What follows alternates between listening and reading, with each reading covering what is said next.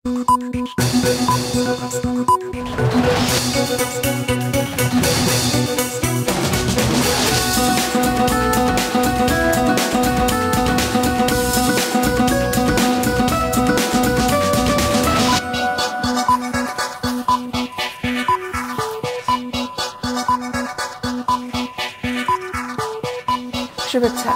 সবাইকে স্বাগত রাতের মাছরাঙার সংবাদে আপনাদের সঙ্গে আছি আমি সাবরিনা হাসনাত।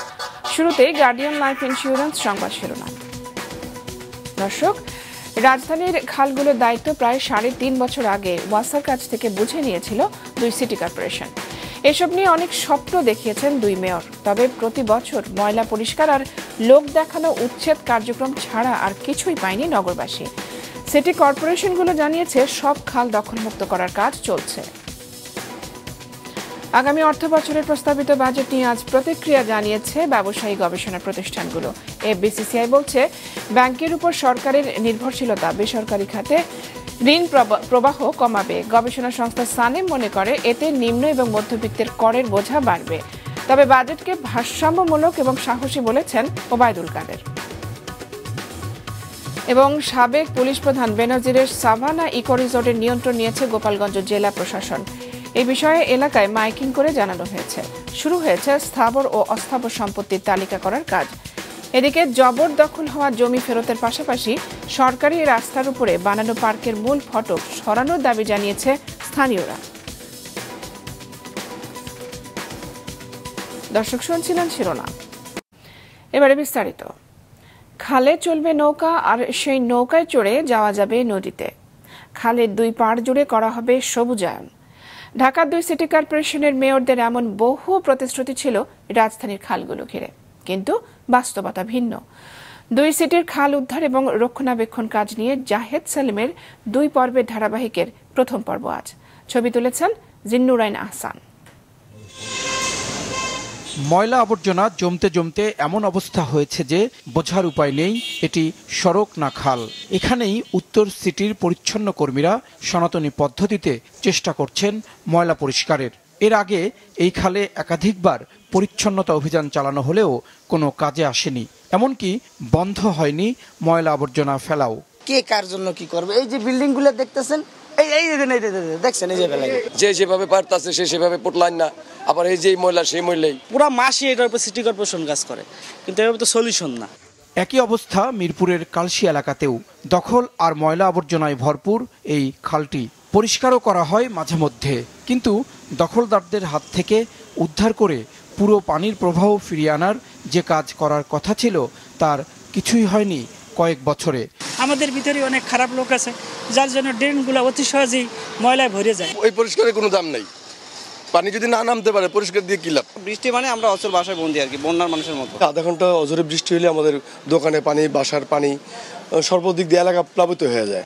ওয়াসার কাছ থেকে খাল বুঝে পাওয়ার পর পেরিয়ে গেছে প্রায় 3.5 বছর। এই কয়েক বছরে ময়লা আবর্জনা পরিষ্কার আর লক্ষ্যহীনভাবে উচ্ছেদ কার্যক্রম পরিচালনার মধ্যেই সীমাবদ্ধ ছিল উত্তর সিটি, বলছে ঢাকার খাল ও নদী নিয়ে কাজ করার প্রতিষ্ঠান river and delta research centre. যেই খালগুলোর দায়িত্ব নেওয়ার জন্য এত মুখ ফুটে ওনারা বললেন, সেই খালগুলোর কি করলেন? আগে সেই অ্যাকাউন্টেবিলিটিটা আনা দরকার এবং সেই স্বচ্ছতা আমাদের জানা দরকার। সেই জায়গা থেকে আমরা দেখেছি যে আজকে 4 বছর হয়ে গেছে, 2 সিটি কর্পোরেশনের 1 সিটি কর্পোরেশনও একটি খালেরও পূর্ণাঙ্গ জরিপ সম্পাদন করতে পারে না। কিছুদিন পর পর এক্সকাভেটর নিয়ে গিয়ে একটি অ্যাডহক উচ্ছেদ চালানো হয়। সিটি কর্পোরেশন বলছে কাজটি অত্যন্ত জটিল, তবে সব খাল দখলমুক্ত করতে কাজ এগিয়ে চলছে। ফার্স্ট অফ অল আগে খালগুলোকে ডিমার্কেট করা দরকার। এই ডিমার্কেট করার জন্য আমরা প্রজেক্ট নিয়েছি, বাংলাদেশ সেনাবাহিনীর মাধ্যমে এই প্রজেক্ট বাস্তবায়িত হচ্ছে। ডিমার্কেট করলে সিএস রেকর্ড অনুযায়ী ডিমার্কেট হবে, তখন আমরা বুঝতে পারবো যে কতটুকু বেদখল হয়েছে।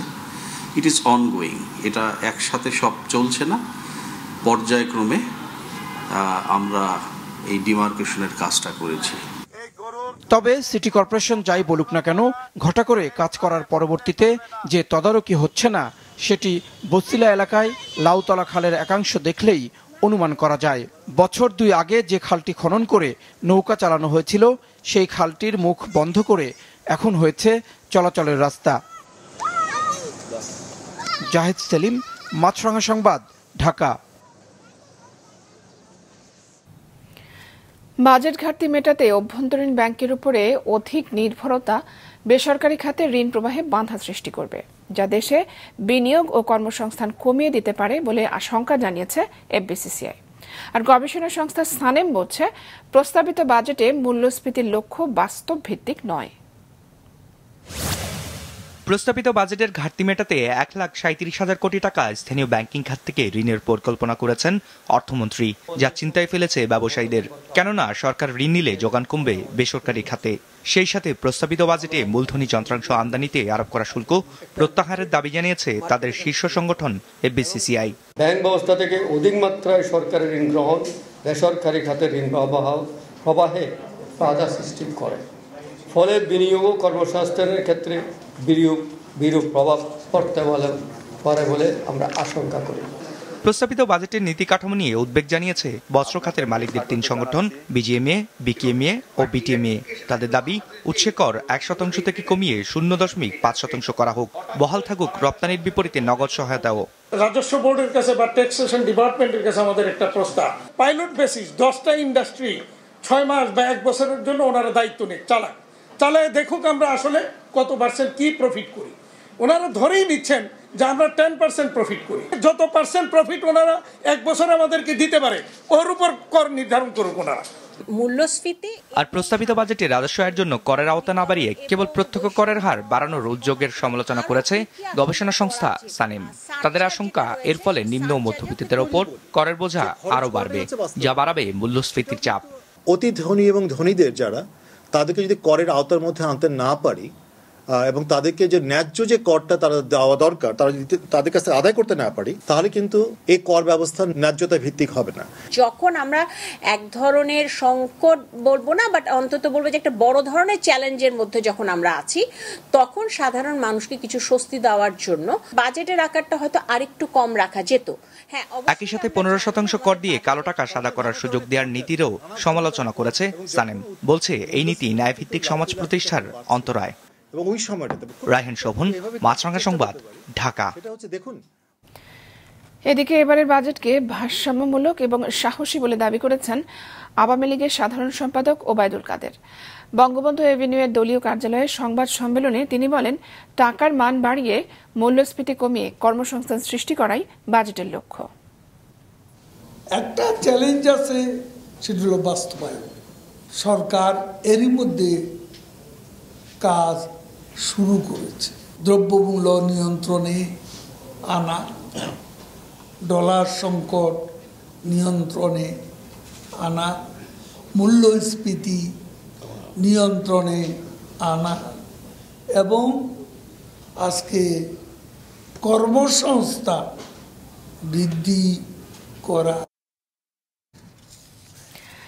প্রস্তাবিত বাজেটে রাঘব বোয়ালদের লুটে খাওয়ার সুযোগ করে দেওয়া হয়েছে বলে অভিযোগ করেছেন বিএনপির মহাসচিব মির্জা ফখরুল ইসলাম আলমগীর। জাতীয় প্রেস ক্লাবে এক আলোচনায় তিনি বলেন, দ্রব্যমূল্যের ঊর্ধ্বগতিতে অসহনীয় হয়ে উঠেছে সাধারণ মানুষের জীবন। আমরা তো দেখলাম যে আপনারা মাছের টোপ দিয়ে কাঁধে ধরেন এবং আপনারা তো নিজেরাই এটার সঙ্গে জড়িত। আপনি বাজেট দেখলেই বুঝতে পারবেন যে রাঘব বোয়ালদের লুটে খাওয়ার আরেকটা ব্যবস্থা করেছেন। এটা এই প্রত্যেক বছর একই ঘটনা ঘটছে। আজকে এই সমস্ত কথাগুলো বলে একটা ধূম্রজাল সৃষ্টি করে মানুষকে আর কতদিন প্রতারিত করে রাখবে তারা। দ্রব্যমূল্যের এত বেশি বেড়ে গেছে যেটা সাধারণ মানুষের কাছে সহনীয় হচ্ছে না। এবার আন্তর্জাতিক। ভারতে টানা তৃতীয়বারের মতো প্রধানমন্ত্রী হিসেবে কাল শপথ নিতে যাচ্ছেন নরেন্দ্র মোদী। স্থানীয় সময় সন্ধ্যা 7:15 দিল্লির রাষ্ট্রপতি ভবনে হবে শপথ অনুষ্ঠান। অনুষ্ঠানে উপস্থিত থাকবেন বিভিন্ন দেশের রাষ্ট্র এবং সরকার প্রধান সহ দেশি বিদেশি অতিথিরা। দিল্লি জুড়ে নেওয়া হয়েছে কড়া নিরাপত্তা। এরই মধ্যে সর্বসম্মতিক্রমে বিজেপি নেতৃত্বাধীন এনডিএ জোটের সংসদীয় দলের নেতা নির্বাচিত হয়েছেন নরেন্দ্র মোদী। এনডিএ নেতাদের সমর্থনপত্র নিয়ে রায়সিনা হিলে হাজির হন মোদি। সেখানে রাষ্ট্রপতি দ্রৌপদী মুর্মু তাকে সরকার গঠনের আমন্ত্রণ জানিয়েছেন। শপথ অনুষ্ঠানের আগেই নতুন মন্ত্রীদের নাম পাঠানো হবে রাষ্ট্রপতির কাছে। এদিকে লোকসভায় বিরোধী নেতা হিসেবে রাহুল গান্ধীকে বেছে নিতে যাচ্ছে কংগ্রেস, এমন খবর দিয়েছে স্থানীয় গণমাধ্যমগুলো। ভারতের প্রধানমন্ত্রী হিসেবে নরেন্দ্র মোদীর শপথ অনুষ্ঠানে যোগ দিতে দিল্লি পৌঁছেছেন প্রধানমন্ত্রী শেখ হাসিনা। দুপুরে নয়াদিল্লির পালাম বিমানবন্দরে তাকে ফুল দিয়ে স্বাগত জানান ভারত সরকারের উচ্চ পর্যায়ের প্রতিনিধি এবং ভারতে নিযুক্ত বাংলাদেশের হাইকমিশনার মুস্তাফিজুর সহ অন্যরা। প্রধানমন্ত্রীকে নৃত্যের মাধ্যমে বরণ করে নেন শিল্পীরা। এর আগে সকাল 10:30টার দিকে হযরত শাহজালাল আন্তর্জাতিক বিমানবন্দর থেকে বিমান বাংলাদেশ এয়ারলাইন্সের একটি ফ্লাইটে নয়াদিল্লির উদ্দেশ্যে যাত্রা করেন শেখ হাসিনা।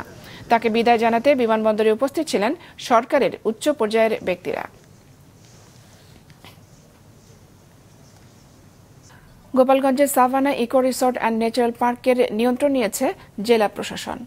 তত্ত্বাবধায়ক নিয়োগ করে সকাল থেকে স্থাবর ও অস্থাবর সম্পত্তির তালিকা তৈরি করা হয়।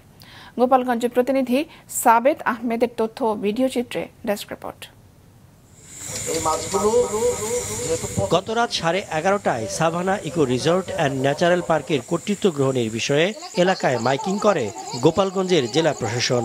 সকাল থেকে শুরু হয় স্থাবর ও অস্থাবর সম্পত্তির তালিকা তৈরির কাজ।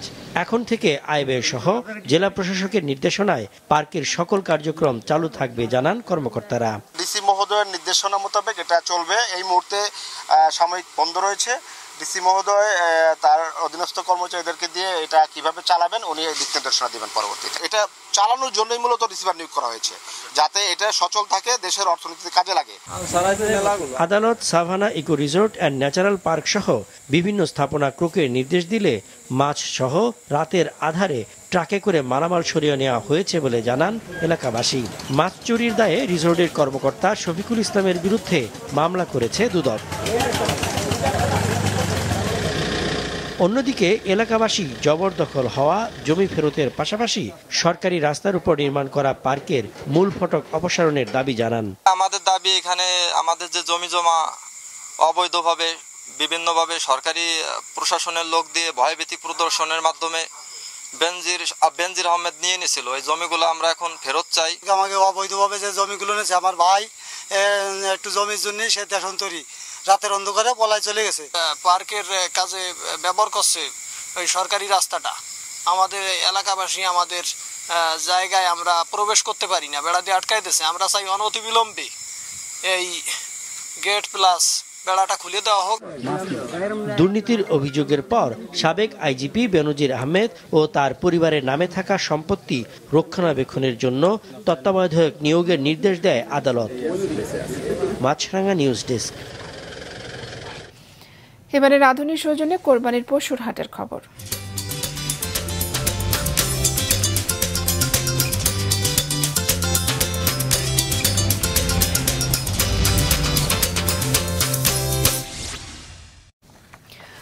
কোরবানির ঈদের বাকি আর 8 দিন, তাই রাজধানীতে পুরো দমে চলছে পশুর হাট তৈরির কাজ। তবে 2 সিটি কর্পোরেশনেই এবারে গতবারের চেয়ে হাটের সংখ্যা কমছে 2টি করে।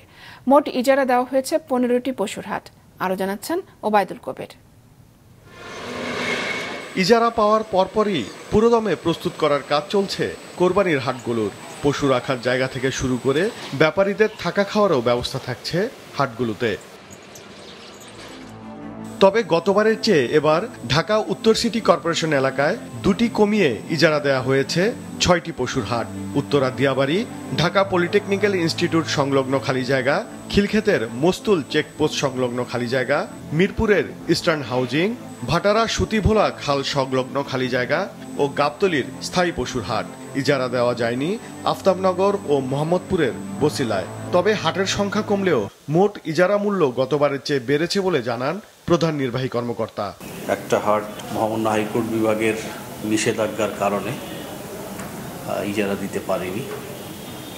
অন্য একটি হাট প্রত্যাশিত যে সরকারি দর, সেই দরে কোনো দরপত্র পড়ে। যদিও হাটের সংখ্যা কমেছে ইজারার, বাট রেভিনিউ গতবারের তুলনায় কমবে না আমরা আশা করছি। এদিকে ঢাকা দক্ষিণ সিটি কর্পোরেশন এলাকায় 9টি পশুর হাটের ইজারা দেওয়া হয়েছে, যেগুলো হলো উত্তর শাহজাহানপুরের মৈত্রী সংঘের কাছের খালি জায়গা, institute of leather technology college ও পোস্তগোলা শ্মশানঘাট সংলগ্ন খালি জায়গা, মেরাদিয়া বাজার, দনিয়া কলেজ সংলগ্ন এলাকা, Dholaikhal, Amulia model town, Rahmatganj club সংলগ্ন খালি জায়গা, শ্যামপুর কদমতলী ট্রাক স্ট্যান্ড সংলগ্ন খালি জায়গা। দরপত্র বিক্রি হয়নি কমলাপুর স্টেডিয়াম সংলগ্ন খালি জায়গা ও আফতাবনগরের একাংশের। উন্মুক্ত দরপত্রের মাধ্যমে এটি করা হয়ে থাকে। সেখানে গতবারের চেয়ে আমাদের রাজস্ব আয় অনেক বৃদ্ধি পেয়েছে এবং সেক্ষেত্রে হাসিল কিংবা প্রতিটি অনুযায়ী পূর্বের যেই নিয়মগুলো ছিল, যেই হারটা ছিল সেটি আছে, এটি কোনো বৃদ্ধি করা হয়নি। কোরবানির পশু বিক্রির পর হাটগুলোর অবকাঠামো ও আবর্জনা দ্রুত পরিষ্কারে ইজারাদারদের কঠোর নির্দেশনা দেওয়া হয়েছে বলেও জানায় 2 সিটি কর্পোরেশন। ওবায়দুল কবির, মাছরাঙা সংবাদ, ঢাকা। বৃহৎ শিল্প ক্যাটাগরিতে পোশাক খাতে উৎপাদনশীলতা এবং পণ্যের গুণগত মান উন্নয়নে গুরুত্বপূর্ণ অবদানের জন্য national productivity and quality excellence award 2022 অর্জন করেছে স্কয়ার ফ্যাশন লিমিটেড। 6টি ক্যাটাগরিতে 21টি শিল্প ও সেবা প্রতিষ্ঠান এবারে এই পুরস্কার জিতেছে। দুপুরে রাজধানীর ফরেন সার্ভিস একাডেমির মাল্টিপারপাস হলে বিজয়ীদের হাতে পুরস্কার তুলে দেন শিল্পমন্ত্রী নুরুল মজিদ মাহমুদ হুমায়ুন। বক্তব্যে শিল্প খাতে অবদান রাখতে ছোট শিল্প উদ্যোক্তাদের পাশে দাঁড়াতে আহ্বান জানান তিনি। বলেন, টেকসই শিল্পায়ন প্রসারের জন্য শিল্প মন্ত্রণালয় কাজ করে যাচ্ছে। আমরা বিশ্ব বাজারে আজকে সেই মানের দ্রব্যাদি নিয়ে আমরা আজকে প্রবেশ করছি। এই যে আমাদের দেশীয় বাজার আছে, আমাদের বিশ্ব বাজার আছে, দুটাকে আমাদের খেয়াল রাখতে হবে, সেখানেও আমাদের নেতৃত্ব দিতে হবে। এই ধরনের পুরস্কার প্রাপ্তি একটা অর্গানাইজেশনের জন্য অনেক বড় অর্জন, কারণ এই অর্জনের কারণে আমাদের গ্রুপের ওনার্সরা যে নতুন নতুন শিল্প প্রতিষ্ঠার ক্ষেত্রে ওনাদেরকে অনুপ্রাণিত করবে এবং নতুন নতুন এমপ্লয়মেন্ট জেনারেশন হবে। দর্শক, রাতের সংবাদ শেষ করছি, তার আগে গার্ডিয়ান লাইফ ইন্স্যুরেন্স সংবাদ শিরোনামগুলো জানিয়ে দিচ্ছে আরও একবার। অনেক স্বপ্ন নিয়ে ঢাকার খালের দায়িত্ব নিলেও বাস্তবে কিছু করতে পারেনি 2 সিটি কর্পোরেশন। 3.5 বছর পরও দখলমুক্ত করার কাজ চলছে।